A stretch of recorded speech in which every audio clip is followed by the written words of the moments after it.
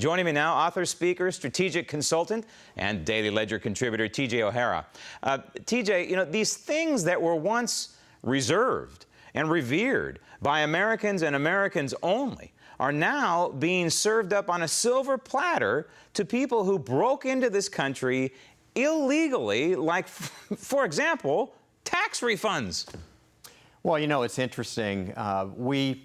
We have vetted on this show, actually, last week, we talked about community colleges and how the president didn't bother to go to anybody on the Hill or talk to any of the community colleges about his free community college. Well, apparently, he's done the same thing with regard to the amnesty program. Secretaries of States have now uniformly come back and said, never talk to us. Therefore, they're facing issues where they really can't control voter registration. You bring up the tax issue, and our favorite friend, Commissioner John Koskinen, a week ago said that there was no impact based on amnesty. Now, he recanted this past week and said, oh, yes, by the way, we're going to have to give refunds to those who entered the country illegally for prior tax years. However, they may not have paid any taxes, but that's okay, too. So while he didn't know that a week ago, maybe he found it in one of those recently discovered Lois Lerner emails.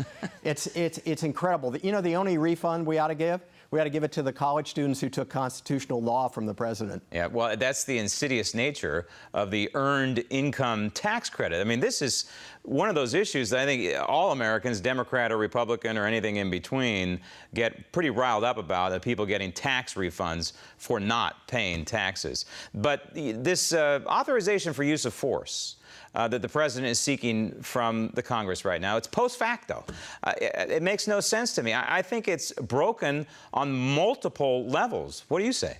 Well, let me help you with this. I think this is probably the greatest proposal the president has ever brought to Congress, because he actually has fulfilled his 2008 promise to create bipartisan accord. The Democrats hate it and the Republicans hate it. Yeah, the Democrats who are saying it doesn't define who we're really pursuing, or it doesn't define where we're supposed to pursue them or how we're supposed to pursue them. The Republicans attack it on a basis of its restricted time frames and so forth. And they all agree that there's no stated objective. So the president has accomplished something rather unique. What's interesting is he justified his response to ISIL for the past 6 months, saying he didn't need congressional consent. He was already authorized under the 2001 authorization of use of military force. He didn't need anything else. How about going back to the Constitution? Let's simplify this thing. But, you have to look at the fact he's probably confused, because he thinks that keeping Guantanamo open is going to stimulate terrorist insurrection, yet droning them doesn't. He seems to think that ISIL using terrorist actions is a terrorist organization, but the Taliban using terrorist actions is an armed insurgency. And he seems to think that we now need some sort of war authorization to fight the war on terror, which in 2009 he declared was over.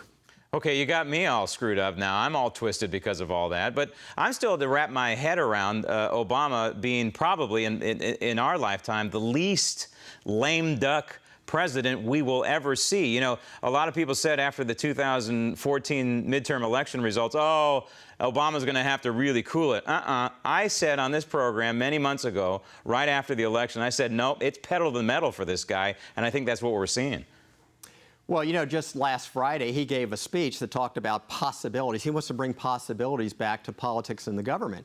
And in that speech, he said that he was going to challenge those folks, as he likes to call them, who are demonstrating the worst of political cynicism, those who are basing their approach on fear rather than hope. Now, keep that in mind, Graham, the next time the president refers to you or any of your friends as anti-Islamic, racist, homophobes who are flat earthers and deny science and are all about poisoning the air and water to kill our children. You're not talking about yourself, are you? Well, that's hope and change. Okay. It's hope and change. You have to understand he's all about this positive thing.